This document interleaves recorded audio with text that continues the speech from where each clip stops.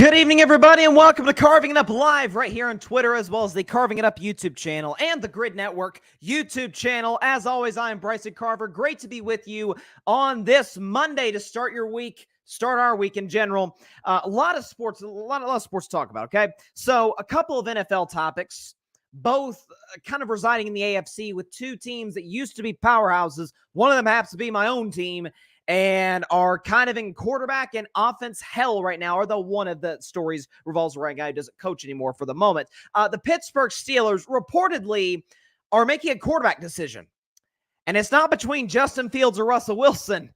It's between Kenny Pickett or Mason Rudolph.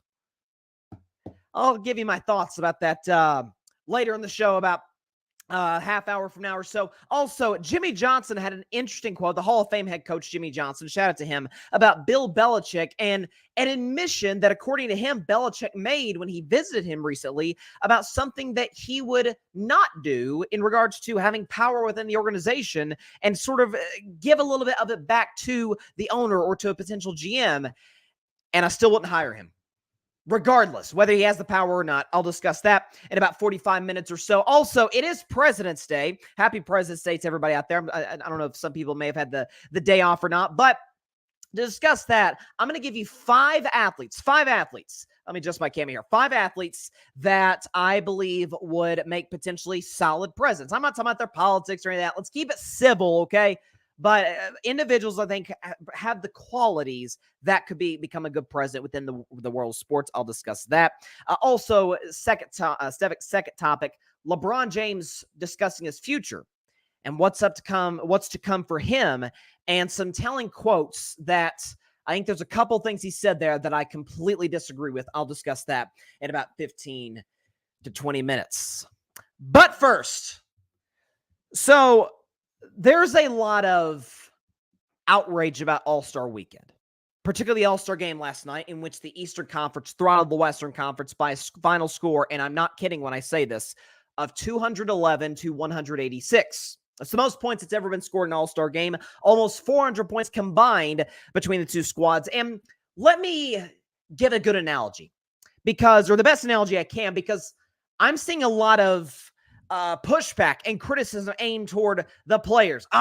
They don't play the game as hard as they used to in the All-Star game. And these guys, they just aren't that competitive. The pushback is being directed in the wrong direction. I'll explain to you like this. Say you are one of the best students in a particular region. Say you go to school, you turn your assignments on time, you get A+, straight A's across the board, and you are named one of the best students in your particular region. First of all, congratulations. Second of all, let's say that the higher-ups, those in charge, say, okay, here's what we're going to do. We're going to get the top 15 students from a particular region within your state, wherever you reside and live. Get the top 15 students, put them in a classroom, and have them take a test. Now, mind you, the test does not impact their GPA. Test does not impact their ability to get into their school of choice. All it is, hey, let's just see who the best student is. What the heck? It doesn't impact the GPA. It doesn't impact where they go to school.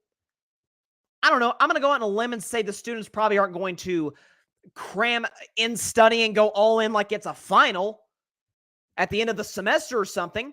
And my guess is maybe the test scores, maybe they don't look that great. Maybe they're below the level that we would expect from such a great student. Well, if the professor or the proctor, whoever's over the test, the higher ups, come back and say, the heck kind of performance was that? You would be well within your rights to respond and say, you told me it didn't mean anything. You told me it didn't impact my ability to get in the college of choice or my GPA. It was just, let's just see who the best student is. Just throw it out there. That's the NBA All-Star game. Obviously, we know these guys are great. They wouldn't be in the All-Star game if they were not great. There's a number of factors at play and at work in regards to the issues with the All-Star game. And I'll give you my 3 ways that I think that Adam Silver can fix the All-Star game and All-Star weekend in general in about 5 to 10 minutes or so. But stay with me on why the pushback is in the wrong direction right now with the players. So first of all, there's that. Okay. What is their incentive? What is their incentive? And it goes back to I think in many ways, ring culture. Because we talked about in the regular season, and the gripe with guys not going on in the regular season, low management, sitting out back-to-backs, that issue that fans have with players, I absolutely got. Absolutely got. I'm going to pay my hard-earned money, bring my family to the game, maybe go to 1, max 2 games a year. We want to see our favorite player for our team, or maybe for the road team, if LeBron or Steph or somebody or Luka's in town, we want to see them, and they're sitting out the game due to load management. That's a perfectly legitimate claim from the fans. And so Adam Silver sit back and said, okay, we are going to punish the players that do this with the 65-game threshold that you need to reach in order to qualify for awards, MVP, first team All-NBA, things that bring in incentive, bring in money. Heck, help your legacy as you get older in your career. Once you get into your 30s, your mid-30s or so. Once there was incentive, the players, by and large, I'm not going to lie to you, I haven't seen that much load management this year. I really haven't. And if so, it's been pretty much under wraps for the most part. And so they changed how guys get awards. But what I mean by ring culture, though, coming back to that, circling around to that, is that if a guy is amazing, let's take Joel Embiid, for example. Joel Embiid is one of the 5 most productive basketball players on planet Earth when healthy. He's a league MVP. He's a back-to-back scoring champion. He's one of the great defensive players on the floor. Man went for 70 at one point this year against the Spurs. Now, I know the Spurs suck on defense, but 70-70, okay? Props to him. An efficient 70 nonetheless. Guys like myself, and I can be guilty of this, sit up there and said, yeah, what you going to do in the playoffs, Joel? And guys like Joel and guys who haven't won anything hear this are like, okay, if there's nothing I can do in the regular season to help my legacy or to help how people perceive me, then why in God's name would I go all out in the regular season? Let me just kind of save my gas, save my energy. Now, there's science that proves that that's not the case, but nonetheless, you understand what the players are thinking. Let me go all out for 2 months from April to June and change the perception about me. Jokic just did that last summer. He just did that last summer, okay? And I'm hearing too, well, guys just aren't as competitive as they used to be. Back in the days with Michael and Chuck and, way back in the days with Kareem and Magic and Bird, guys were going all out in the All-Star game. These guys today, man, they're not playing any defense. You got these wide open driving lanes, guys just shooting a million threes, and they're just not that competitive. And the guys back then were. That is correct. But look a little deeper into that. Why were the guys in the old days, 20, 30, 40 years ago, why were they competing in the All-Star game? I'll tell you exactly why. Because oftentimes the All-Star game was one of the biggest markets, one of the biggest ways to boost your brand. Right? It was oftentimes you'll see guys come out with their own signature shoe around All-Star break and debut it and show it off at All-Star weekend, wherever the host city is. Right? And they'll wear it during the game and they'll run an advertisement for it, like the whole bit. Guys needed that back then. And so they want to market it in the best way they can. There was no Twitter. There was no Instagram. There was no TikTok. There was no YouTube, which is where the majority of the NBA audience comes from. So the guys today, they don't need that. Yes, the fact that they are more financially compensated today more than they were back in the old days, sure, that absolutely factors, but there's more exposure for these guys now more than ever. See, back in the day, they didn't have League Pass. So when you were on national TV, you were on ESPN or you were on NBC or ABC or CBS, one of the major networks, man, you had to show up and show out. Nowadays, whether it's a primetime game or not, it's kind of irrelevant because we have League Pass. We can watch the game we can watch every game of the season if we wanted to from our couches or sports bar, wherever. Guys needed the All-Star game back then. They don't need it now because the world has changed. Social media has come into the picture. It matters. So when the players are told anything you do prior to April and post-June is irrelevant, does not matter, are you shocked that you get what you get? Okay? And what's great, too, is there is a way to fix it. I will discuss that in just a second. But we have clear and obvious evidence that when there's something out there that the fans or the media or otherwise, heck, at times the league tells us, the audience or the players in general, hey, this really doesn't matter that much. And then they turn that into, we're going to make it matter. We're going to give you compensation. We're going to give you a sense of urgency, a reason to play. All of a sudden, you get a better product. You know what it's called? It's called the in-season tournament. Adam Silver in the NBA debuted it last November, ran through early December. It was a smash hit. It was a slam dunk, to use a basketball term. Ratings were up. Competitive fervor was 1,000 times up. And the reason I say that, there's many voices in the NBA that matter, none more so than the king himself, LeBron James. Take a listen to what LeBron James said about the new in-season tournament when guys were going all out like it was playoff games. Take a listen to what LeBron said back in December about the in-season tournament and tell me if this couldn't apply to the All-Star game. What you got for me, LeBron? Like I said in my post on the floor, you got some of the most alpha male competitors in the world, and if you give us an opportunity to play for something meaningful, with an incentive, then you'll get what you're getting. And I know the competitive nature in myself. I know the competitive nature in this guy next to me, and our DNA that we're trying to build for this team. So the in-season tournament is what it is, and we have an opportunity to play on a big stage, be on national television, be able to represent our families and represent our cities. Give the guys a reason to play and they'll play. It's that simple. It's really not that hard of a concept. By the way, shake things up a little bit. The fact that, and I love Adam Silver, I think he's an outstanding commissioner. But the whole, let's bring the East versus West format back in, and let's get rid of, I wasn't aware that that's on me on Friday. I apologize for misinforming the audience. I assumed the Kobe Bryant rules, the target score of whatever the leading score was, plus 24 to honor Kobe. I thought that was still in play. That's gone now. So the Kobe target score, an untimed fourth quarter, along with East versus West, as if that even matters anymore. That's going backwards is not the way to fix the All-Star game. I hope Adam Silver, who's a very progressive commissioner, is willing to change if things don't work. I don't know what he was thinking on that one. Hey, listen, we all swing and miss. Even the best ones do. But that was a swing and miss by Adam Silver. And I rarely bring comments, and I love answering comments in between segments. I rarely bring comments into a segment, but this applies, okay? Blue City Empire Sports asks, what's your opinion on Steph Curry versus Sabrina in the All-Star game? Yes, the Steph-Sabrina three-point shooting contest was awesome. The greatest shooter ever, the best shooter in the WNBA, well, for another few months if Caitlin Clark decides to join, but Sabrina's still phenomenal.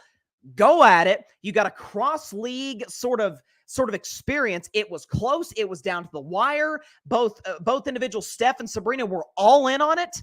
There was compensation. And he got the best of the best, competing at the very highest level. Shake things up a little bit. That's what we did with the in-season tournament. Guess what? It's a hit. That's what Adam Silver did with the play-in tournament. Guess what? It was a hit. The bubble's a wild idea at the time it was conceived. It was a slam dunk, to use that term again. It was phenomenal. Couldn't have worked better for the NBA. No COVID cases. Was great. Adam Silver's often been the commissioner of shaking things up. The All-Star game needs that. And listen, we are not a show. Carving It Up is not a show where we just complain about the issue. Oh, this is terrible. What's the solutions? Anybody can give me the problem. What's the solution? I got three, okay? I got three solutions, and the first one is hold the game in major markets. I mean, no offense to the good men and women and children of Indiana, of Indianapolis. We don't need basketball games, All-Star games in Indianapolis. Just like we don't need All-Star games like we had last year in Salt Lake City.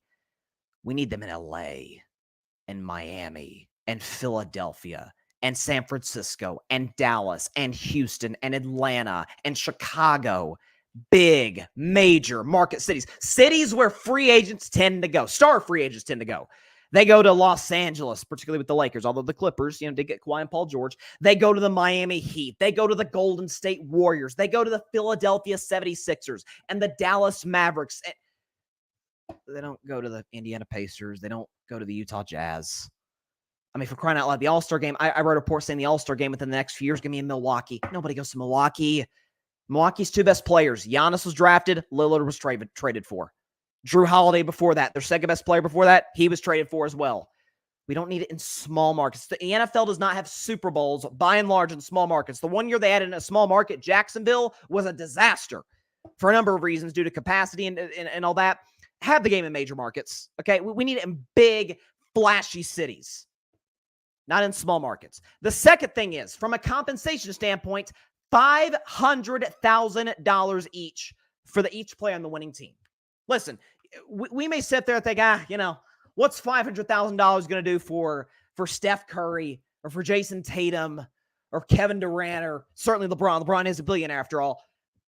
I don't know if it's $500,000. Listen, to us, it's like, oh my gosh, but to NBA players, it's not that, but $500,000 is still $500,000. And by the way, that's what the winning team, which happened to be the Lakers in December, got for winning the in-season tournament. $500K a piece, especially for the guys, the younger guys, that team, maybe the guys don't get in a lot of playing time. $500,000 is a lot of money. Compensate the players. Give them a reason to play. And if you want to really intensify it, the heck with this East-West nonsense. How about this? Last thing to fix the All-Star game, Team US versus Team World. The best All-Stars for the United States versus the best international stars. So for the US, we're talking LeBron and Steph, and KD, and Jason Tatum, and all those guys. And for the Team World, you got Jokic and Luka and Giannis. You got some super duper stars on both sides. And there's a little bit of an Olympic feel to it, right? Like, we don't have to wait every 4 years for the Olympics. We're pulling for Team USA here domestically against the world's competition. If we can see that every year, there's just a sense of pride that comes for that. Or comes with that. Either you got one side that's playing for their country, the NBA, it's this North American brand. We're playing for America, USA. And then you got the other side like, hey, US, you gave us our opportunity, but we're going to represent the world. There's a different level of pride that comes to that. So those three things, put them back up there, okay? 3 things to fix the All-Star game. Hold the game in major markets. Enough with Indianapolis and Salt Lake City. I mean, no offense to those good men and women and children and hardworking people there. We need it in LA. We need it in Miami and Dallas and San Francisco and Chicago and Atlanta and Philadelphia. We don't need it in small markets. The second thing is compensate the players for crying out loud. $500,000 for the winning team. Give them a reason to show up. And lastly, I think most importantly, Team US versus Team World. National versus international. You insert those things, bam. You got a fixed All-Star game. But I don't like how the blame is going on the players when the players are simply doing what the narratives have asked them to do, which is, we don't really care what you do post or pre-April and post-June. That kind of 2-month bubble in between, that's what all the marbles are for. And it's not like it's always been that way, but more pronounced now with social media and the toxicity that Twitter can cause. Fans, media have told us for years, All-Star game didn't matter. Players finally caught on. Change those 3 components of it, though. You got yourself a product. All right. I got some comments up in here. Okay, Ryan Flowers. My man Ryan, shout out to Ryan. I do disagree with him here, though. The problem is the players. They just aren't that competitive anymore. He did say the Steph and Sabrina thing was decent. They can't do it every year. Well, they can do it every year, but I think I would like to see Steph and Dame versus Sabrina and Caitlin Clark, assuming, heck, you know what? Even if Caitlin Clark doesn't go to the WNBA, bring her. Of course, she'll be midseason at Iowa. That'll be tough. Yeah, okay. So whenever Caitlin Clark enters the WNBA, you could do that. He said, this generation has lost the feeling of honor, plain and simple. Well, here you go. And Brian says, I would love the idea. I would be interested in the idea of US versus world. Again, but Ryan, I don't think the whole, let me put up your comments here. This generation has lost the feeling of honor, plain and simple. But why did they have it? Or did they ever have it? The All-Star game decades ago was about, I'm here promoting my brand. And guys don't need that anymore. They got social media. They got Twitter, Instagram, TikTok, YouTube. Guys, for Michael Jordan, the All-Star game was a freaking cash cow. It was a cash cow. You got the Jordan shoes, debut the new shoes, show it out there, the Jays and the young kids see it. And in case of Bird and Magic, NBA was a growing brand. It was still, the 70s was a disastrous decade for the NBA. Bird and Magic were saving the league. They needed to bring a level of legitimacy to it. Now, fans tell you the All-Star game doesn't matter. So why are the players cheering it like it matters? Add these rules, though. You got a game that matters. Barry, why are you not mentioning New York? What's wrong with you? My bad. Okay. New York City. It doesn't get that much bigger than that. I apologize, Barry. I apologize. New York does it. Madison Square Garden. Heck, Barclays Center. Preferably MSG, but Barclays would be nice too. They hold the draft there every year anyway. What do we got? Yeah, Ryan says maybe mix the women in with the men. I'm for that. I'm absolutely for that. I mean, let me tell you something. When Sabrina, those first like couple racks, she went, I think she go 9 for 10 or something. I'm like, I'm as a guy, and I love Sabrina. I've been a fan of her since her days at Oregon. But as a guy rooting for Steph, I was like, she may win this thing. And then she started cool off there toward the end. Then Steph, I mean, did what Steph does. But that was fun. That like they need to do that again next year. And by the way, add a second round. I need to see more rounds of that. He said Kobe and Jordan would go at it because they had incentive to go at it, Ryan. They had a reason to go at it. If I promise you, Kobe may have gone at it. Kobe may. Insert Michael and every other great player that's ever laced him up into today's league with today's lack of incentives, with today's accessibility through social media and otherwise. They're not going at it that hard. They're just not. You're going to tell me, not you, Ryan, just you, the audience. So you in general, the general you. Listen, LeBron's year 21. He's not going to treat the All-Star game that seriously because he's freaking 40 years old. I think if we need an All-Star game to prove, hey, LeBron's competitive, I think we've lost the point. But you're telling me that Steph Curry, one of the best we've ever seen, Kevin Durant, Giannis, dude's built like a Greek god, okay? And Jokic and all these guys. You're telling me they're just not that competitive. Steph, a 4-time champion. Giannis, a multi-time MVP, Defensive Player of the Year. Defensive Player of the Year, you got to put an effort on that side of the floor, man. You got to go all out in order to win that award. Anthony Davis, by the way, should have won in 2018. AD is probably going to win this year Defensive Player of the Year. Yeah, it's just not that competitive. They didn't care about that much. I don't know. I beg to differ. By the way, insert today's players into the previous times where they didn't have social media. Oh, yeah, they'd be going at it. Insert previous players into today. I don't care about that much. Kobe would have. I'll give you that, Ryan. Kobe probably would, because Kobe was just wired differently than everybody else. So there you go. So, yeah, I just think that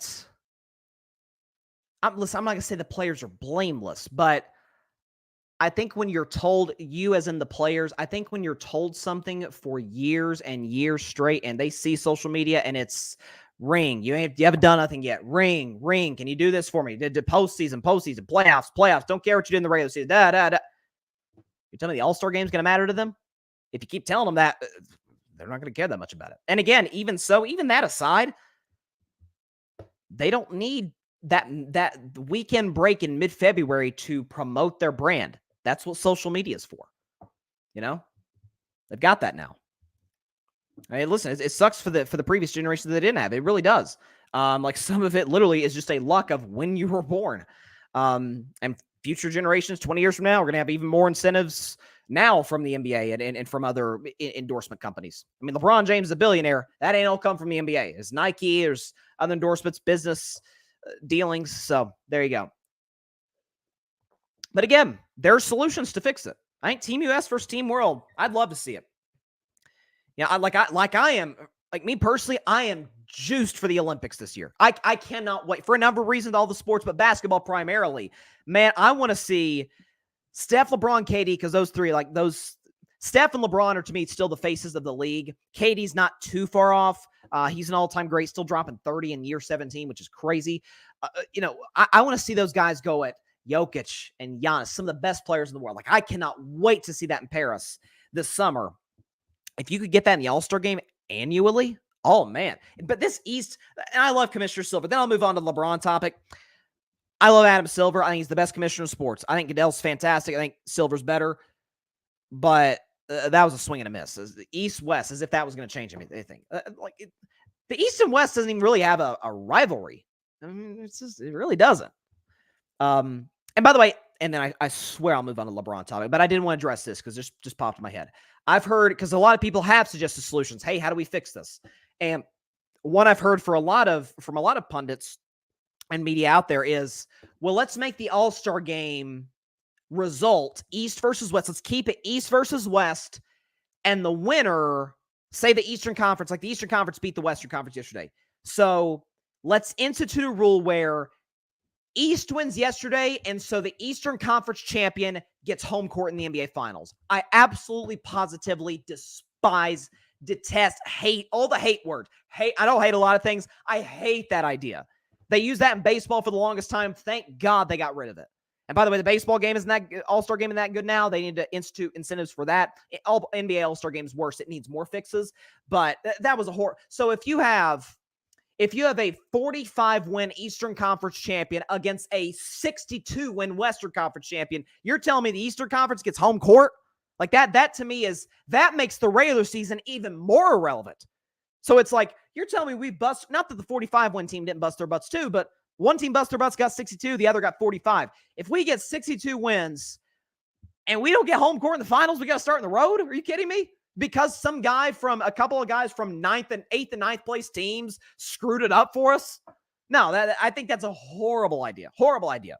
US versus world, that'll take the game place. I'm telling you right now. All right. From the All-Star game, and I hope the commissioner is watching and listening. From the All-Star game to, well, we're still kind of at the All-Star game, to LeBron James. So LeBron had a pre-game press conference, I guess you could call it, talking to the media, answering a number of questions regarding the Lakers, where he's at. LeBron is, after all, listen, he is a freak, but Father Time is undefeated. Father Time will eventually beat LeBron James. He was in a heck of a battle with Brady, finally got the edge on him because he's going to get the edge on all of us. He'll get LeBron eventually, but he's in a dogfight with him right now. But LeBron was talking to the media about his future, what's next for him, and he was asked a question regarding if he wants to finish his career with the team he's with currently, which is obviously the Lakers, and this is what LeBron had to say last night. I have not mapped out how many seasons I have left. I know it's not that many. I also don't know if I will.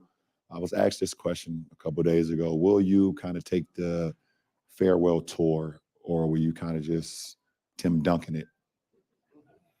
I'm 50-50. I'm going to be honest, because there's times where I feel like I guess I owe it to my fans that's been along this journey with me for 2 decades plus to be able to give them that moment, whereas every city and whatever the case may be, and, they give you your flowers, whatever the case may be, and that seems cool. But the other side of, I've never been that great with accepting like praise. It's a weird feeling for me. I never really talked about it much, but it's just a weird feeling for me. So to go in each city, if that's the case, I don't know. I've seen Mike's, I've seen Kobe's, I've seen a lot of guys. I just don't know how I feel. I don't know if I will feel great about it. Maybe the only child in me, maybe, but I don't know. But I am a Laker, and I am happy and been very happy being a Laker the last 6 years, and hopefully it stays that way. Okay, so first of all, I'm a massive LeBron fan. I think he's the greatest basketball player ever. We can debate that another day. He is tripping. he's tripping on one thing especially, and I'm a LeBron guy. Love LeBron. He is tripping on the whole, I don't take praise that well. Bron, come on now. Come on now. And by the way, I'm not necessarily criticizing him for it. I'm not. We're all wired differently. But I don't think LeBron is uncomfortable when individuals like myself or people who are in much higher places than myself are like, you're the greatest ever. You're the greatest player that's ever touched a basketball. I don't think that makes LeBron uncomfortable. LeBron is I think in his personal life, I don't know the man. I think his personal life is a private guy. I think outside of Bronny's USC career, I think he tries to keep everything mostly internal, in-house. He's got a tight circle with Clutch Sports, and we all know about the banana boat with Dwayne Wade, Carmelo Anthony, and Chris Paul, like mostly in a tight inner circle. But again, when you're LeBron James, when you're Taylor Swift, when you're Beyonce, when you're the president of the United States, there's only so much privacy that you can have. Like, that's just how it works. When you reach a level, or Cristiano Ronaldo, or Messi, when you reach a level of fame that great, there's only so much you can keep to yourself. So do I think LeBron is a guy like, hey, bring it in, bring all the attention, I love all of it? No, but I also don't think he's Tim Duncan, where he's like, yeah, I don't want none of that. I don't want that. No. Like Tim was the ultimate private guy. I don't think that's LeBron either. I think LeBron does enjoy the spotlight. I do think LeBron respects what the spotlight means in terms of the platform it gives him and how he can use that to help a lot of people. We know it about his charitable and social efforts. And so, but he's tripping on that about the, I don't take praise that it's by the way, that's okay. If there's another one with LeBron coming out admitting, yeah, I love it. I would defend him if he said that. The second thing that I think he's off on is when he said something earlier about how somebody had asked him the other day about if he would do the Kobe Bryant farewell tour, which we know Kobe, God rest his soul, did in 2015 and 16, or what Tim Duncan did, which Tim Duncan's last season and Kobe's last season happened to coincide, 2015-16. Kobe had a retirement tour the whole season. Duncan, Spurs won 67 games that year, got bounced by OKC in the second round, and Tim Duncan said, Duncan out. He was like, just early in the offseason, it was just, Tim Duncan retired. It was like, well, okay, there you go. Like, that's about what we would have expected from Tim. Like that it kind of felt that way. Where it was Kobe's this glamorous figure from Los Angeles, entertainment capital of the world, and 5 championships, Lakers, purple and gold. It felt like, okay, Kobe needs a farewell tour to end his career. Like, it felt right. Now, obviously, he culminated in the greatest farewell game we've ever seen in our lives, the 60-point game against the Utah Jazz. And so I think LeBron will absolutely have a farewell tour. And by the way, there's nothing wrong with that. Derek Jeter had a farewell tour. Big Papi had a farewell tour. A lot of guys have done it. There's nothing wrong with that. I just wish he'd come out and admit both those things. Like, LeBron tends to be a guy who is not scared to tell you exactly what he thinks about his abilities and what he's able to do. So I'm surprised he was as reserved as he was. Like, I usually, because I talked about this last Monday after the Super Bowl, talking about Travis Kelce, and it's sort of a different discussion, but it definitely applies here, where I don't think fans do, but the media certainly does. The media gets mad at guys for giving cliche Bill Belichick on to Cincinnati. More on Bill Belichick later in the show. Answers, cliche, on to the next one. We're going to turn the page. We're going to focus on this week. We're on to cliche this, cliche that. They get mad at that, but they also get mad at, I think I'm awesome. I think I'm one of the best athletes on planet Earth. So my thing is, I would much rather have, this is me personally, I would much rather have honest arrogance rather than false humility. Like, God bless Andrew Luck, but Andrew Luck would never, ever take the credit for wins, ever. Like, he could throw for 500 yards, 5 touchdowns.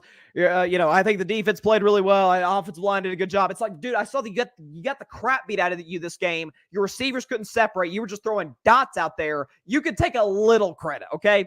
So that tends to be LeBron in terms of, as far as, like, LeBron has said multiple times, I'm the greatest basketball player ever. He said that on multiple occasions, which, whether you agree or disagree, and for years, I was like, I still got Michael, the scoring record for me, put LeBron on top. But I was like, hey, I love it. I want you to have that confidence. Like, Steph Curry last summer said, I think I'm the greatest point guard ever. Now, as of right now, I disagree. I still got Magic above Steph.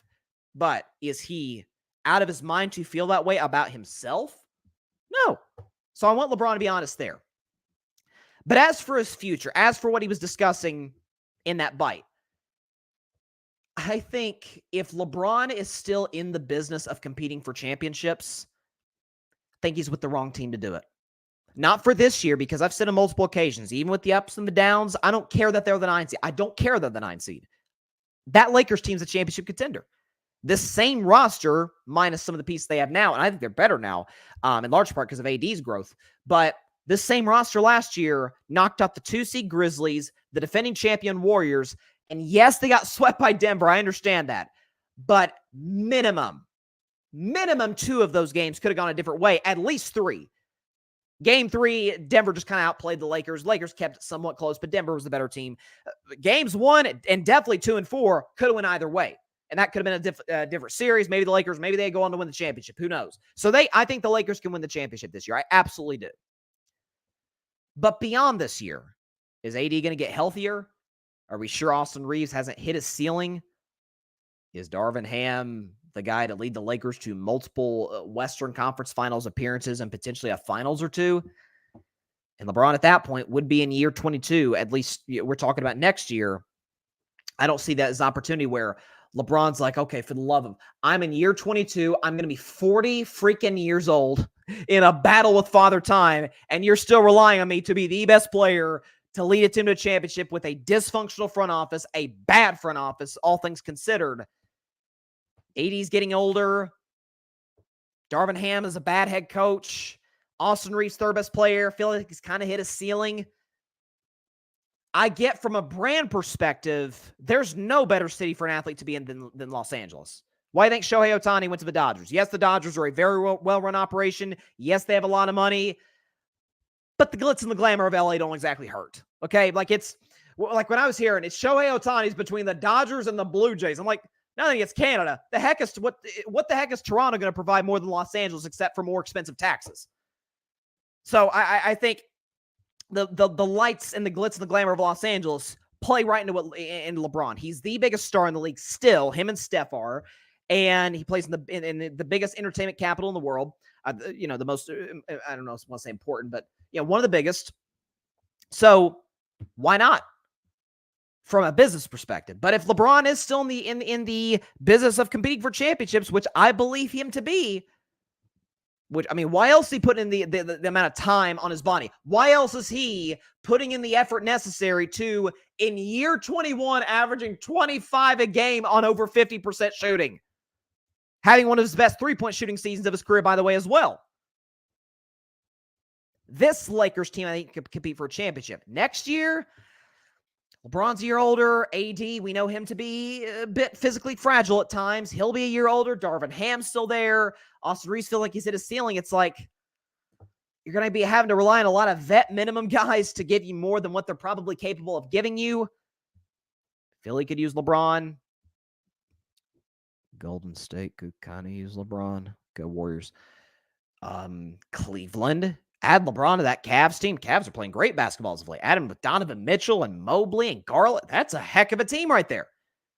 A team where LeBron does not have to carry the load. He doesn't have to necessarily have to carry the load right now, but if AD has a couple bad nights, and AD, I don't want to be too hard on Anthony Davis because this has been one of the best stretches of basketball I've ever seen from him. He's been fantastic. I think he's the unanimous defensive player of the year. AD's been fantastic. But we know come playoff time, there's a reason, and I will use the gift today.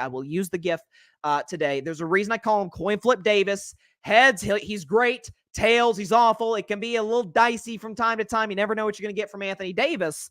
And if LeBron's asked to kind of carry that load, is that sustainable? And could that shorten his career to a certain degree, given his advanced age and stage of his career? There's a lot of teams that are on the bubble, on the fringes, and teams that are straight up in title contention that add LeBron, bam, we're the favorites. Philadelphia, the Knicks, by the way, oh my goodness, you had LeBron with Brunson. Julius Randle's had a great year, and Thibodeau as the head coach. Dante DiVincenzo is balling. Watch out for the Knicks.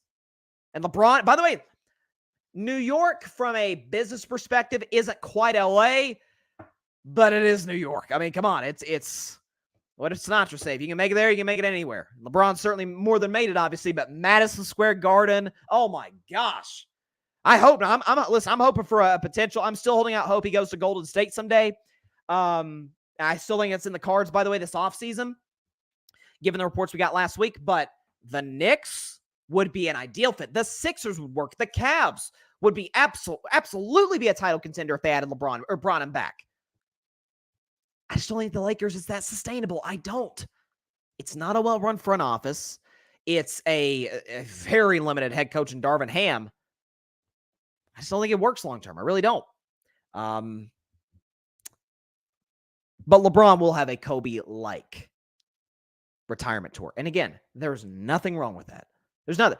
LeBron, you've accomplished enough. You don't have to kind of, oh, shucks, I don't know. No. You the king, man. I mean, listen, pregame, he does this where he puts the crown on. I'm like, yes, that's what I want to see. He's the king and got it tatted on his back when he's a teenager. That's the LeBron I want to see. I don't want to see the not humble, the falsely humble LeBron where it's like, oh, I mean, you never know what could happen. Listen, I here's one thing I do know for sure. LeBron doesn't know when it's over. It could be this year for all we know. Could be next year after that. We're not aware. We're not certain of what that could be. But yeah, and he's also tripping on the I don't take to praise very well. It's there's nothing wrong with that, LeBron. Just come out and say it. I would defend you for it. So there you go. I don't know. I don't think the Lakers is a long-term fit. I think they're a title contender this year, but a year from now, never know. Barry Grant Jr., Lakers fan, by the way, and LeBron fan. Can you please talk about Stephen A. Smith? We name dropping now. Blaming Braun for the decline of the slam dunk contest. I'm sick of this guy. I saw that today. That's crazy. That is, and Stephen A. is a legend. But that is wild. Because basically, what for those who didn't catch it, Stephen A. on First Take today said that basically that because LeBron never competed in a dunk contest, not now, because listen, LeBron's so great. He's not the athletic freak he used to be, but 10, 15 years ago, because LeBron didn't compete, all of a sudden that delegitimized the dunk contest, and that's why stars are not in it. What? Listen, did Michael Jordan help the dunk contest? Of course. But I don't think, listen, you ever heard of Vince Carter? Was Vince Carter I know where he could be a Hall of Famer, fringe Hall of Famer. Vince Carter wasn't a superstar. But the dude could jump from here to the moon. That's why the dunk contest was so popular. You had Vince Carter, you had Dominique Wilkins, you did have Michael Jordan. Could LeBron have competed? Sure, but just because he didn't, I don't all of a sudden, LeBron never competed in a dunk contest. That's why he doesn't beat Jordan. If that's your case, man, that's a pretty weak one. I'm not gonna lie. That's a wild take though. I'll tell you this though. I think the dunk contest, I got your perfect dunk contest next year. Okay, got it right here. You get Matt McClung, bring him back, go for the three-peat. You got John Morant, if knock on wood, if John's healthy, John Morant, Anthony Edwards, and Shaedon Sharpe. Now, some of y'all may not know who Shaedon Sharpe is. Most people don't. Young kid who plays for the Portland Trail Blazers, a freak athlete. And he was going to be in the dunk contest last year, but he suffered an injury, so he wasn't able to participate. That's a dunk contest. And by the way, it's all guards too. So I think that works. Barry, Kobe was in the 97 dunk contest and never went back. WTF. Yeah, that's the thing. Yeah, I forgot about Kobe in 97. That was his rookie year too. I don't get that take. Listen, if you want to make your LeBron, Jordan, GOAT discussion, debate, comparison, whatever, listen, I wouldn't recommend you using that as that's why Jordan surpassed him right there. Yep, dunk contest. Boom, easy, done. That's you're way off on that. Stephen A's great, but he's way off on that. That's not even close to the point. And again, a lot of the issues with the dunk contest are the reasons that the All-Star Game's dealing with that I talked about earlier, where because there really isn't an incentive, which I look at the dunk contest a little differently than I do the All-Star Game, because the dunk contest is like the three-point contest. It's just you and the basket. It's like that's an opportunity. That's why Matt McClung's in it. There's incentive for Matt McClung. He's a G Leaguer. What's he got to lose? And Matt McClung was a freak. Listen, I saw the kid, and I never saw him in person, but I saw the kid in high school. It was unbelievable in terms of getting up there. Kid's got bunnies. But there's incentive for Matt McClung. And props to Jaylen Brown for competing in it. Jaylen Brown, they robbed. Them judges on Saturday night, they flat out robbed Jacob Toppin of being in the final round. I mean, I predicted McClung versus Jaylen Brown in the final. Jaylen Brown did not deserve to be it. That should have been Jacob Toppin versus Matt McClung. That was wild. They robbed my man. That was crazy. Didn't like that at all. But anyways, shifting though to the National Football, we talked a lot about All-Star Weekend, LeBron and the issues of the All-Star Game and solutions to it. Let's talk about my Pittsburgh Steelers.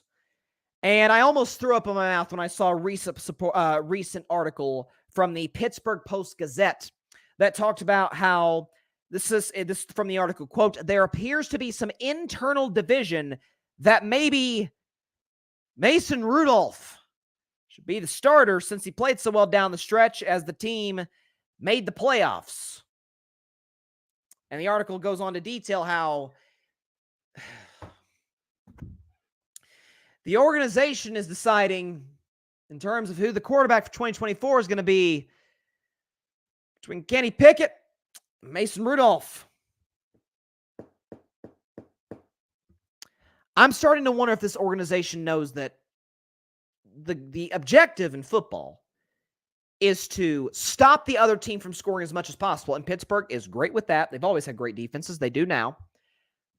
But on the other side of the coin, they're also supposed to try and score.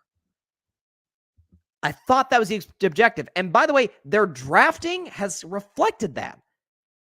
They've drafted George Pickens, monster. Najee Harris, 1,000-yard guy. Jaylen Warren, listen, if this kid can reach his full potential, look out. This Jaylen Warren kid is something. Deontay Johnson, nice number 2. Pat Freiermuth, good possession tight end. O-line got better. Translation, the defense is awesome. That TJ Watt guy robbed a defensive player of the year, but nonetheless, defense is awesome. The offense is stacked with talent, with young talent at least. They haven't reached their full potential, but young talent, tons of promise. And the decision on who can get this team to the next level, is it Kenny Pickett or is it Mason Rudolph? Now, in a lot of these quarterback discussions, should X team move on from X quarterback? Oftentimes, or coach, quarterback coach, that's usually where these discussions come from. My response tends to be, well, what are alternative options? Is there a guy in free agency? Is there a guy who's on the trading block? Is there a quarterback in this draft that you are absolutely confident, or a couple of quarterbacks, hey, they could work? And the answer to all three of those questions are yes, yes, and yes. Free agency, Kirk Cousins is on the market. Now, Kirk Cousins is not the guy that if you plug into this Pittsburgh team, especially coming off an Achilles, I don't expect him to go win the Super Bowl. Could they win a playoff game, though?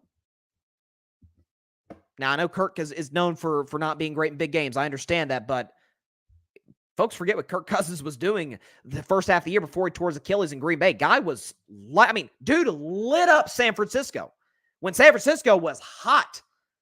Okay, at home on Monday Night Football, which Kirk Cousins is not good at Monday Night Football, with no Justin Jefferson. Guy was playing well. I'd love to see Kirk Cousins in Pittsburgh. That's a massive upgrade from Pickett and Rudolph. For like a year, 2 years, then bring in a quarterback. Maybe draft a guy. So, free agent, Kirk Cousins. Okay, that's obviously a better option. In the short term, at least. Then you look at the trade market. Is there anybody on the trade block that's available? Oh, yeah, Justin Fields is on the market. Now, he is a guy who has a career record that isn't exactly impressive. He's over 10 games below 500. Doesn't win a lot of football games. But is it crazy to say that given his upside, his ability to run the football, he's a solid, not a great thrower of the football, but solid, better than Pickett. You can plug him in, use him as a dual threat, solid, improving young offensive line Pittsburgh, give him the weapons, give him the run game. Mike Tomlin, Arthur Smith, who I think is going to be a home run hired OC. Arthur Smith's in there to short things up. You're telling me Justin Fields can get this team to the playoffs and be like a placeholder? Or maybe hey, kick the tires on it, see if it works. The upside's there. If it doesn't, okay, we draft a guy. So, guy in free agency, Kirk Cousins available. Guy in on the trade block, Justin Fields, he's available. And the draft, let's see. Well, Caleb Williams is going to go number 1 and should. He's one of the greatest talents, maybe the greatest talent I've ever seen coming out of the draft.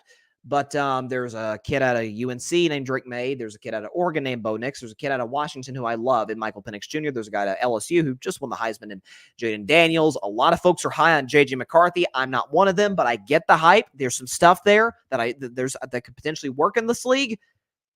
So that's we'll put Caleb to the side. That's 1, 2, 3, 4, 5 options. Now Pittsburgh drafts 21st. I think pretty sure they draft 21st. So that's not going to be. They'd have to probably trade up to get a guy they really liked that maybe higher touted than somebody else who would fall to 21. But let's see. That's 5 potential options out of a draft, an option free agency, and an option of a trade block. That's 7 options. 2 of which are absolutely better than Pickett and Rudolph. Absolutely. Kirk Cousins is I think we'd all agree. Kirk Cousins is absolutely better than Pickett and Rudolph. Justin Fields, definitely better than Pickett. Rudolph was productive. He was. He's a backup quarterback, and a darn good one, by the way. If we could trade for Fields, I'd prefer us draft a guy, but if we traded for Fields and kept Rudolph as the backup, I'd be fine with that. I wouldn't have any issue with that. Because if, God forbid, knock on wood, if Fields were to get hurt and Rudolph comes in, hey, I've seen this guy win games.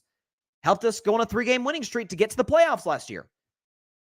But when you have an organization that since the retirement of Big Ben, this is a double take. Again, sometimes you see those stats, you're like, huh?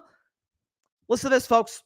Since Big Ben's retirement, which was after the 2021 season, so the last 2 years for the Pittsburgh Steelers, they have the fewest touchdown passes in football. The Steelers have played 34 games, not including the playoffs.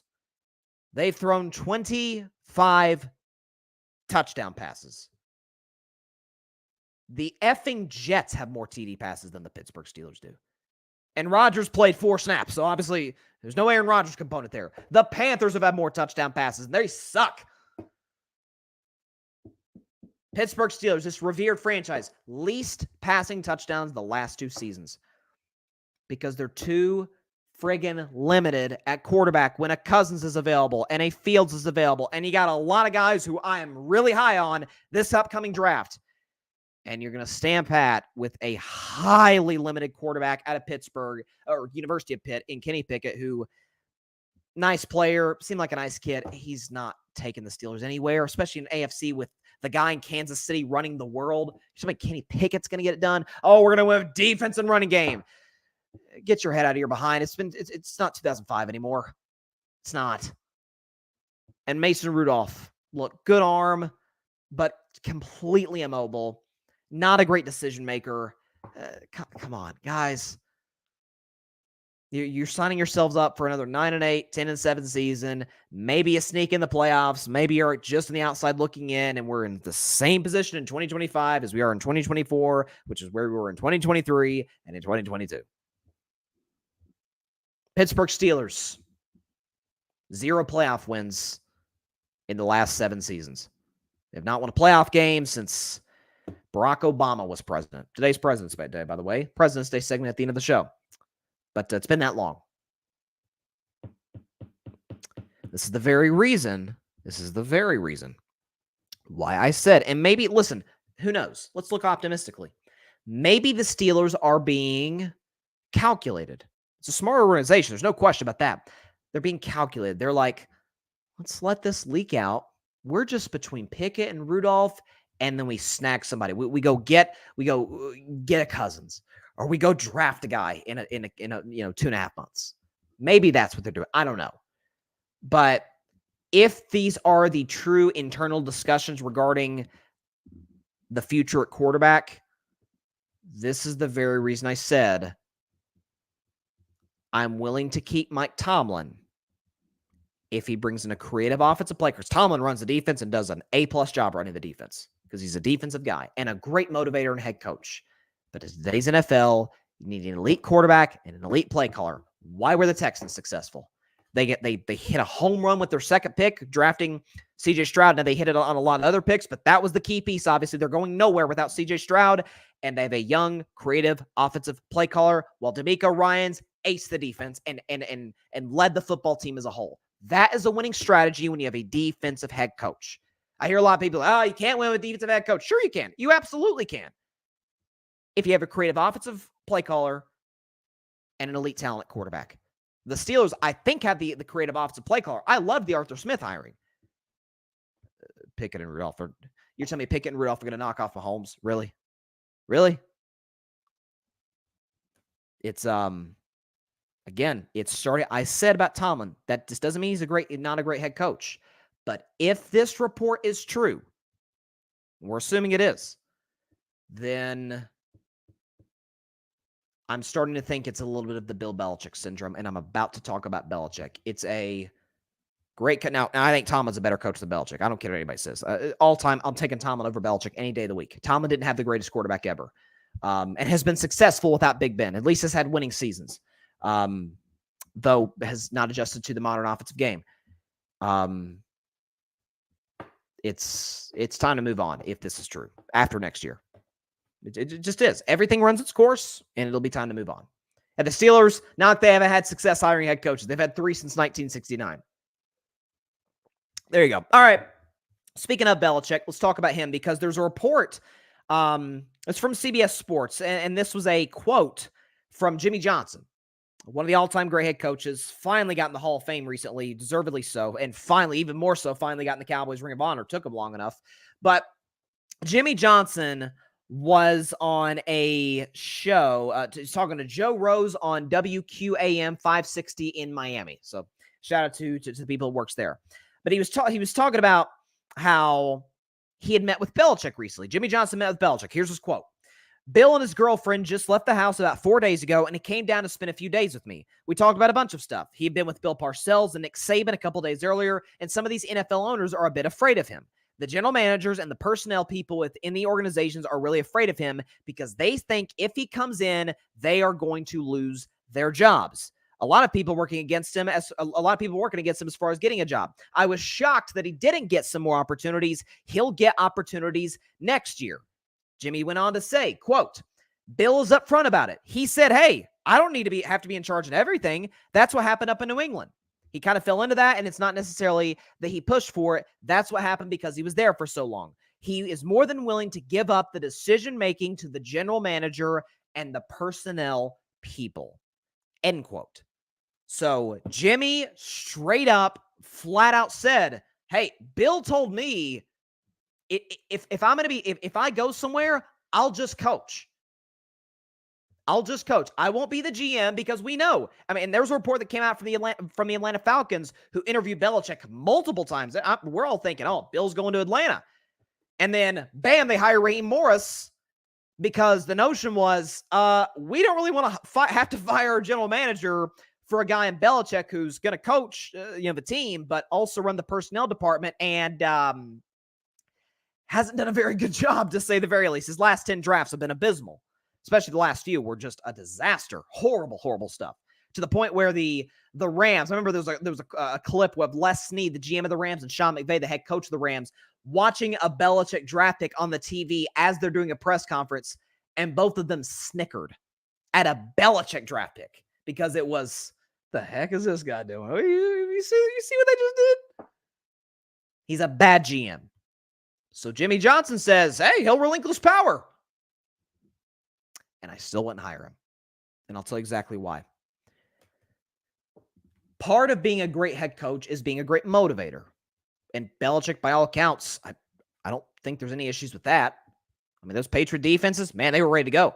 Those Patriot offenses, mostly led by Brady, obviously, but hey, they were ready to go. Sunday in and Sunday out, by and large. But part of being a head coach, too, is can't do it by yourself. As I just talked about with Mike Tomlin, you need a good staff. And Belichick staffs have been, well, no other way to say it except for horrible. We can show you his head coaching tree. It's going back to his days in Cleveland. Okay, here's his coaching tree going back to his time in Cleveland. Okay, this is the record of his assistant head coaches. Al Groh, I believe is how you say his name, went 9-7. Nick Saban, these are some of his better. Nick Saban coached under Bill Belichick. He went 15-17 in the NFL. Romeo Crennel, disaster. Eric Mangini, not great. Josh McDaniels, disaster twice. Bill O'Brien, I mean, we consider that like his best guy. 4 games over 500. Okay, Bill O'Brien was fine. Matt Patricia, awful. The Detroit players hated him. Brian Flores, one of the better assistant coaches that Belichick had, a game under 500. Joe Judge, disaster, 10-23. Even Brian Dable, who were like, hey, nice coach. I'm a Brian Dable guy through and through. He's 11-14-1. He wins 44% of his games. And some of that's Daniel Jones, but Brian Dable's one of his better assistants. 3 games under 500. Bill Belichick's coaching tree, their record for they've won 42% of their football games. That's actually a bit of an outdated list. I apologize for that because the simple fact that Dable obviously coached more games as well. But again, in general, Belichick assistants, they win 42% of their games as head coaches. So Bill does not put good staffs together. For context, I present to you Andy Reid's coaching tree, which is pretty darn impeccable. If we could put it up here. We got Andy Reid's coaching tree? I don't see it. There it is. Brad Childress won 57% of his games. John Harbaugh won 61% of his games and has a Super Bowl ring. Now, Steve Spagnuolo, who's his ace defensive coordinator, not a good head coach. He's a disaster, okay? Leslie Frazier, not great. Ron Rivera, a game under 500, but he went to a Super Bowl and had multiple playoff appearances in Carolina and one in Washington, okay? Pat Shurmur, disaster. Todd Bowles, 15 games under 500, sure, but he's been in the playoffs the last 2 years with Tampa Bay. Doug Peterson wins 53% of his games and won a Super Bowl with Nick Foles. Sean McDermott, who people think is no good, he's won 64% of his games. Matt Nagy, who people also think is no good, is 3 games over 500 with Mitch Trubisky as his quarterback. David Culley didn't work. The Texans did him dirty. That's a long story. Didn't pan out. Andy Reid assistants win 52% of their games to Belichick's 42%. Bill can't put a staff together. If he goes to Atlanta or if he goes to Dallas, no Cowboys fan, Belichick fixes everything. Actually, I think it'll make it worse. I'd prefer McCarthy over Belichick, and I'm not kidding when I say that. McCarthy's put together good staffs. Dan Quinn, say what you want. Solid defensive coordinator. I mean, did get a job in Washington. He did enough good things. Mike Zimmer, good defensive coordinator. Mike McCarthy's got a Super Bowl ring. He's called plays before. Now, it's too predictable and not reliant enough on analytics, but he's better than what Belichick's guys have done. If Belichick goes to Dallas, goes to Atlanta, goes anywhere else, it's going to be a bunch of retreads. McDaniel's going to be his OC, probably bring in Patricia, maybe Joe Judge, probably his sons. You know, it's retreads. Bill O'Brien may come back for a cup of coffee. Belichick can't put a staff together. And this is why I've said for the longest time, we've gone over through and through Belichick's record with Brady, without Brady, and I've compared it to Andy Reid's record with Mahomes, without Mahomes. Listen, without Mahomes, Andy Reid has no rings, but he's been to a Super Bowl and multiple NFC Championship games. Belichick, 2 playoff appearances without Tom Brady. Didn't work. So I believe Jimmy Johnson, what he's saying, and I actually believe Belichick. Because listen, Belichick probably looked around. He's like, there was 8 head coach openings. I didn't get one of them. And the one in Atlanta, and we know for at least the one in Atlanta, maybe more than that, didn't hire him because they feared he'd become the general manager, take control of the organization. They didn't want that. Which, by the way, I totally defended when that happened. I think Raheem Morris is a good hire. But Belichick probably saw that, and Belichick's a smart guy, has a certain level of self-awareness, and is like, yeah, I think I probably need to maybe dial back the GM thing. But even if he coaches, he can't put a staff together. It was all Brady. I shouldn't say it's all Brady. It was 90-10 Brady. For years, I thought it was like 70-30. It's 90-10 Brady, if not 95-5. It's not going to work. I still wouldn't hire him. So there you go. I just don't think it works at all whatsoever. I think, again, and the Cowboys, that's been a discussion. Hey, Belichick and Jerry, they've been cool with each other. They're buddies. And I've said it would never happen because Jerry would never give the control personnel to Belichick. Well, we'll see. Jerry's been better with personnel than Bill, but it's a lose-lose in terms of who runs personnel, Bill or Jerry. And Bill's not a good head coach without Tom. Would he be better with Dak Prescott than Mac Jones? Yeah, because Dak's way better than Mac, but love Dak. It's my guy. He ain't exactly Brady. That's the understatement of the year. Although he did retire Brady. And everybody hates Dak, but he literally retired the greatest quarterback ever. Anyways, he'll bring in a bad staff. Dak will regress. The defense will be average. They won't draft well, particularly on offense, which they haven't done that anyway. But it's not going to work. It's just not going to work. So there you go. Okay, final topic. Today I literally forgot about it until I saw Twitter around like 11:30 this morning. But today's President's Day. Now, new listeners, new viewers to Carving It Up Live may not know this. Longtime listeners to the show probably do, but I am an avid fan, learner, reader, listener of presidential history. Since I was a little kid, this may shock some people, but I have followed presidential history longer than I have sports. I got into presidential history. I remember I was a little kid and my mom went to, I don't know, was it Target or something? She went to one of those stores and bought me like a pack. It was like a pack of cards. It was like information cards about, at the time, Obama was president. So it was the 44 presidents of the United States. And like the front of the card would have their presidential portrait. And then the back of the card would have like their information, personal information, like footnotes of their presidency, what they did, when their term started, when their term ended, who the first lady was, cabinet members, vice president. And it was, I don't know why, I just found it so fascinating. I was like really poured myself into this, and I still do today. I love it. And a couple of years ago, I did a presidential series with a friend of mine, Isaac Lawson. It's on YouTube now. I've put it in a playlist. You can go check it out. A couple of years ago. And basically what we did is we looked at the presidential history of all 46 presidents, up to Biden. And again, that was a couple of years ago. Obviously, more has happened in the last couple of years, but basically looked at what happened during their term, what happened during their presidencies, events that happened, domestically, events that happened, worldwide. And it was a 10-part series. So we covered the presidents one by one for the first 9 episodes. And then we gave a ranking list on episode 10. Both of us did. And it was a blast. I had a great time doing it. Shout out to Isaac. Is a history major, I believe. And so I'm an avid fan of presidential history. So I thought for President's Day, I could do a little bit of a combination here. What I mean by that is combine the two worlds that I've been fascinated with for so long, presidential history and sports. And so if we can get the background music going right here, I tried to find like a presidential sort of soundtrack, but it just kind of didn't fit. It would have been like a Yankee Doodle Dandy type of feel, and I just don't think it would have really worked. So regular background music, let's put it on real quick. The 5 individuals, 5 people in sports. Quick. 5 people in sports that I think would make good presidents. Their politics aside, conservative, liberal, like that's, keep it civil, that aside, just in terms of their overall makeup as individuals, who would make good presidents? So the first one I thought about was Derek Jeter.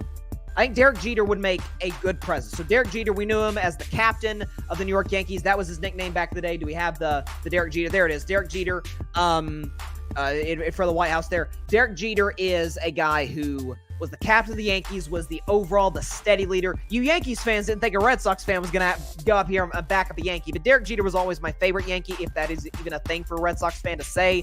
Always clutch, always came up big when it mattered, always cool, calm, collected, very chill. The moment was never too big for him. That's what we need in a president, right? When there's things happening in the United States outside of it, global conflicts, like we need somebody who's cool, measured, not going to overreact, going to have a good temperament. Derek Jeter fits that to a T. And so I think Derek Jeter would be a perfect candidate for president. Again, by the way, for all of these in a hypothetical sense, obviously, but my thing is at least have served in the military, at least have a little bit of political experience. Serve as a senator, governor, something. Okay, so Derek Jeter's the first one I had on my list. The second one was Steph Curry. So Steph Curry fits the mold of president. You're going to see one later on that will fit even better. But Steph Curry, I think, would make a good president because he inherited a mess in Golden State. The Golden State Warriors were a joke when Steph Curry was drafted 7th overall in 2009 out of Davidson. He's a guy who was unique, very different. Kind of a skinny shooter. Is he really a point guard? We're not sure what to do with him. Stayed true to himself, dealt with a lot of adversity, but overcame it and becomes one of the greatest players of all time. And revolutionized the game, turned the Warriors into a dynasty powerhouse. We know the story there. And so I think he would fit the presidency because, again, good temperament, great leader. Moments never too big for him, is very cool, calm, collected, but is a guy who is unique. And many times we think about the run-of-the-mill politician, the career politician who serves 30, 40, 50 years. I don't know if these days, I don't even know if serve is the correct word to use, but nonetheless, oftentimes presidents, especially the great ones, kind of differentiate themselves from the rest. I think about individuals like Abraham Lincoln. I think of who I think is the greatest president we ever had. Abe Lincoln was a guy who didn't fit the mold as president, kind of had like a nasally voice by all accounts, kind of tall, lanky, really stood out, right? The beard, all that, but was an exceptional leader during one of the worst moments, probably the biggest conflict we ever had in American history, and that was the Civil War. So Lincoln rose to the occasion. Steph's the type of guy to stay true to himself. I think he would work in that regard. So Steph Curry, I think, would make a really good president. Next one's Tom Brady. So Tom Brady is a guy who is, again, underdog story, didn't have, now Tom Brady, upper middle class upbringing, obviously, with his parents and all that, and his family. But Tom's a guy who, we all know the story, drafted 199 out of Michigan, 6th round, and then goes on to be the greatest player in NFL history. But Tom is, again, leadership skills there. I think Tom's the type of guy to, again, a president's in control of their cabinet. But what was Tom so great at for so long, especially at the end of New England, is outside of Gronk, wasn't surrounded by a whole lot of elite offensive pieces. He just somehow find a way to make it work. He's the galvanizing force, guys. Let's bring it in. We got a big drive coming up. Get the guys ready for the game. Like Tom's the type of dude. And Tom, and listen, a lot of presidents, Lyndon Johnson, primary example, very confrontational. Tom did not care to get right nose to nose with an offensive coordinator, Josh McDaniels, Bill O'Brien before. He's not scared of confrontation. Sometimes you got to be that way as a president. Sometimes you got to have a certain streak of it. Again, Lyndon Johnson, way back in the 60s, and Lyndon went over the edge many, many times. But he was a guy who was very, would kind of bully you to a certain degree. And again, he would often push the boundaries of that. Teddy Roosevelt may be a better example, right? Teddy was bully pulpit. We know how that goes. Tom feels like, and Tom often quotes the man in the arena, which is a famous Teddy Roosevelt speech, which is one of the great speeches in history, in my opinion. I feel like Tom would kind of fit that mold well. So I think Tom Brady would be a great presidential figure, so to speak. The next one, I'm going to get so much pushback from it, but I don't care. Dak Prescott. Okay, Dak Prescott is already in the sports world, kind of similar to a presidential figure. We know there is no position, there is no individual in the world of American team sports more scrutinized, more criticized, more looked at from every which angle than the quarterback of the Dallas Cowboys. We look at their every single little move. And Dak, obviously, from a personal perspective, has absolutely aced that. He's Walter Payton Man of the Year winner. He's done a lot of great work in the community, outside the community, so he knows how to put boots on the ground, get things done in that regard, which is what we always say, man, we just want someone in there who's just like us, who can get things done, negotiate with both sides, with the other side, obviously. I feel like Dak would really thrive in that role. But Dak, again, is a guy who inherited, and it is still around because that's the culture in Dallas, chaos. You got the owner who's an egomaniac and can't help himself from being in front of the press constantly and isn't a terribly good general manager to boot. You got a head coach who seems in over his head. You got a roster that's not even close to as good as folks make it out to be. The best player on the team, arguably Micah Parsons, is just doing podcast appearance after podcast appearance and making guys in his team look bad and the organization not look great. And Dak, smooth, steadying force. Now, could he produce more in the playoffs? No question about it. No question about it. He does deserve a certain level of blame for that Packers loss. It was certainly a stain on Dak. There's no question about it, especially given the regular season that he had. But I think when you talk about Dak in the context of leadership, dealing with chaos around him, I think Dak would thrive in that role. Again, being quarterback of the Dallas Cowboys, I think, is kind of the sports equivalent of being president of the United States, and so I think he would excel in that role. A bit of an FDR, so to speak, right? FDR was a guy who inherited a mess, the Great Depression in 1932, and by the way, inherited from a kind of an uninspiring leader in Herbert Hoover. Romo, loved him, underrated. Not the greatest leader. Not that he was a bad leader. Not that he was bad in the locker room, but Dak galvanizes the locker room. Dudes play their butts off for Dak. They don't play for Mike McCarthy. They play for Dak Prescott. A little bit of an FDR type of feel. So Dak, I think, would fit that role beautifully. And the final one, and I think there's the potential, maybe someday he may actually run for president. Who knows? Is LeBron James. I think as the fifth and final, I think LeBron James would make a good presidential candidate type of figure. I think LeBron is, obviously we know he's politically active, he's socially active and aware. So from that perspective, he's used to that. He's used to the criticism. And we know there's been a lot of presidents, heck, very recently, who, man, the criticism, they got thin skin. Every little insult bothers them, and you got to have thick skin as president of the United States. No athletes. We talked about Dak being the most scrutinized player, but that's because of his position, where he's at. LeBron, it's, hey kid, 16-year-old over there in Ohio, you're the chosen one, you're going to succeed Michael Jordan. What? Putting these massive expectations. That's like if in 2028, because the nominees are going to be Biden and Trump, but whether we like it or not, that's the nominees.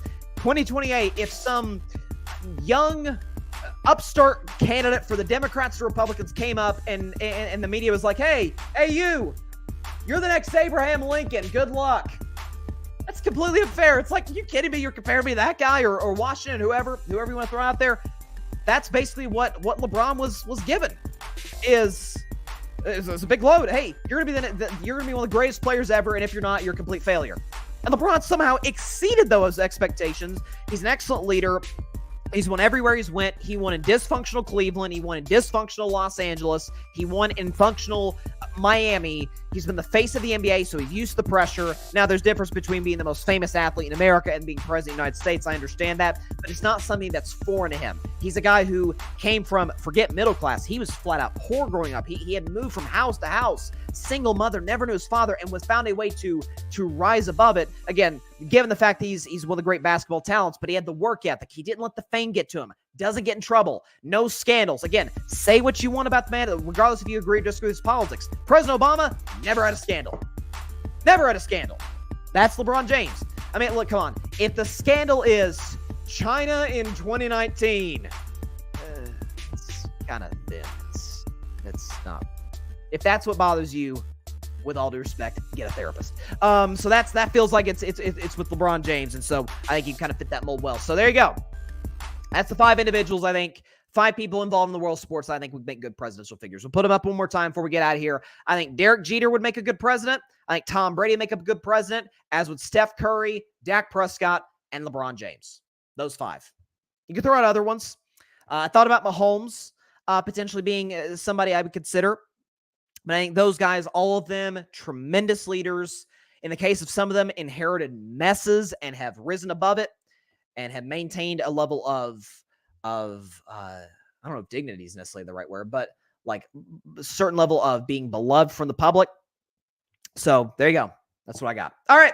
That's all the time we have for today's show. Appreciate everybody stopping by as always. Be sure to catch Carving It Up Live on Wednesday at 6 p.m. Eastern, 3 p.m. Pacific time, right here on Twitter, as well as the Carving It Up YouTube channel and the Grid Network YouTube channel. Wednesday's show, I've done this the last couple years, going to bring it back. So All-Star break ends on Thursday, going to be coming back on Wednesday.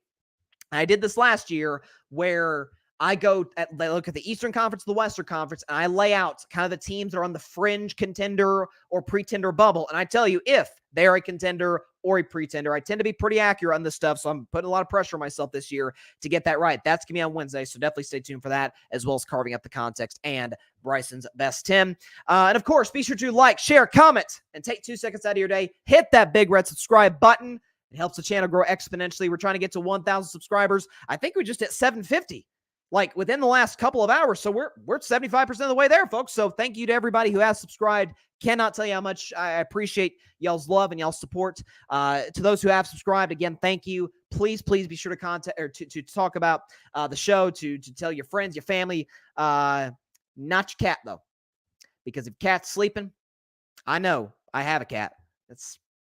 You'll piss them off. That's just, you don't want to do that. Tell everybody else about it though. And if you have not subscribed, hey, just takes a couple seconds here if you're on YouTube. Big red subscribe button down there. Hit it, and you're part of the Carving It Up family. And we will treat you well. Let's put it that way. And also, by the way, just as importantly, be sure to go subscribe to the Grid Network. That is GRYD, the Grid Podcast Network, right here on YouTube, as well as any and everywhere you get your favorite podcasts, be it Apple Podcasts, Spotify, iHeartRadio, Google Podcasts, any and everywhere that you get your favorite podcast on the Grid Network and the Grid Network's website. My man Patrick Brown put some great content out in regard to writing articles and whatnot. He is putting them out like crazy. Be sure to check that stuff out.